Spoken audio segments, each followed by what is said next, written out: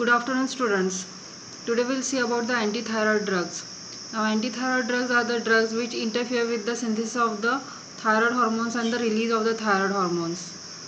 Now, they are classified into various groups. First group is the drugs which interfere with the synthesis of the thyroid hormones. Now, these are the iron inhibitors and the thioamide drugs. Iron inhibitors are the drugs which block the trapping of the iodide.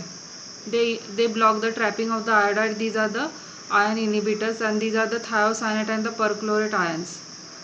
Second group is the thiamide group or the thiourea derivatives, which block the iodination of the tyrosine residues, inhibit the enzyme thyroid peroxidase, and interfere with the synthesis of the MIT and DIT.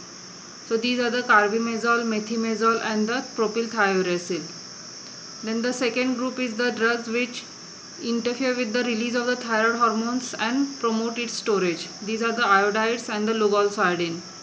And the third group is the drugs which cause destruction of the thyroid gland, that is the radioactive iodine.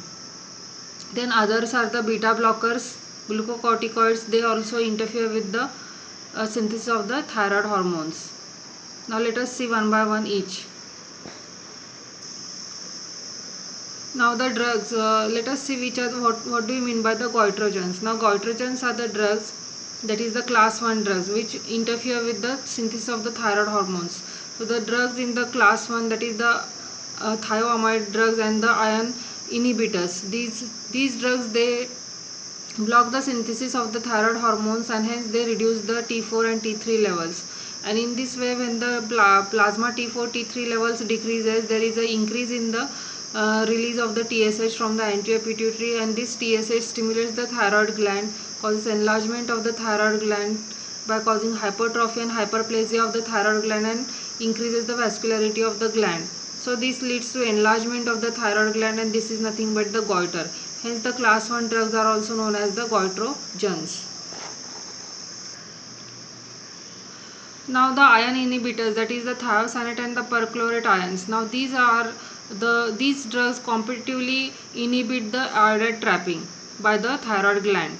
So there is a competitive inhibition of trapping of iodide into the thyroid follicular cells by the thiocyanate and perchlorate ions, and hence this is competitive inhibition, and this can be countered by the increase in the level of the plasma iodide. These drugs, they reduce the synthesis of the thyroid hormone, but they are not used clinically because they are very toxic. Now coming to the thioamides or the thiourea derivatives. Now these are the carbimazole, methimazole, and the propylthiouracil. Now all are having the same mechanism of action. Now coming to the mode of action or mechanism of action of these drugs, they mainly act by inhibiting the enzyme thyroid peroxidase. So they bind and inhibit the enzyme thyroid peroxidase, which plays an important role in the synthesis of the thyroid hormones. So by inhibiting thyroid peroxidase, they inhibit oxidation of iodide to iodine. Second step is they inhibit the iodination of the tyrosine residues of the thyroglobulin molecule to form the monoiodotyrosine and the diiodotyrosine. And third step is that they inhibit the coupling of the monoiodotyrosine and the diiodotyrosine molecules. So there is inhibition of coupling also, and so T3 and T4 are not synthesized. So this is the main mechanism of action of these drugs. Now propylthiouracil also inhibits the peripheral conversion of T4 to T3 in the plasma. So this is also additional action with the propylthiouracil, which is not seen with the carbimazole. Now coming to the pharmacokinetics of the thiourea derivatives. Now coming to the pharmacokinetics of the thiourea derivatives. These drugs can be given orally. They are well absorbed orally, rapidly absorbed. They are well distributed, highly bound to the plasma proteins, and they get metabolized in the liver and excreted in the urine.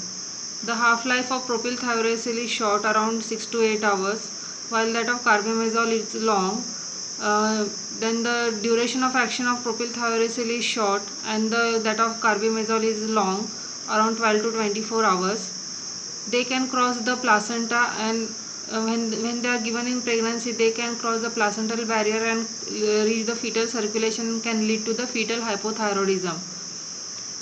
They can be safely given during pregnancy. Propylthiouracil is preferred to carbimazole in the pregnancy. It should be given in the first trimester of the pregnancy. Now coming to the adverse reactions of these drugs, generally 5% of